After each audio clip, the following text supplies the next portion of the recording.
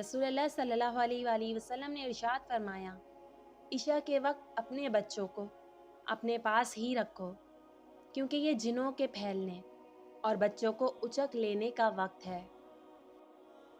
जिस चीज़ में भी बेहयाई होती है उसे ऐबदार बना देती है, और हया जिस चीज़ में भी हो उसे जीनत अता करती है।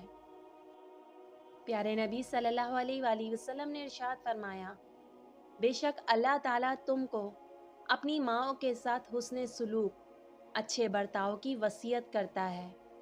ये जुमला आप सल्लल्लाहु अलैहि वसल्लम ने 3 बार इरशाद फरमाया। प्यारे नबी सल्लल्लाहु अलैहि वसल्लम ने इरशाद फरमाया, अपने मुर्दों की अच्छी बातें बयान करो और बुराई से ज़बान बंद रखा करो।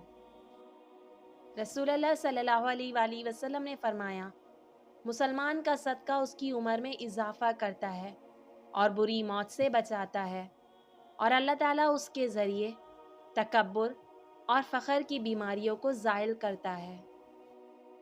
हज़रत जाबिर बिन अब्दुल्ला रज़ी अल्लाह ताला अन्हो से रिवायत है, रसूल अल्लाह सल्लल्लाहु अलैहि वसल्लम ने 3 मरतबा मस्जिद फ़तह में पीर, मंगल और बुध को दुआ मांगी, जो बुध के रोज़ 2 नमाजों ज़ोहर और असर के दरमियान कबूल हुई और चेहरे मुबारक पर खुशी ज़ाहिर हुई।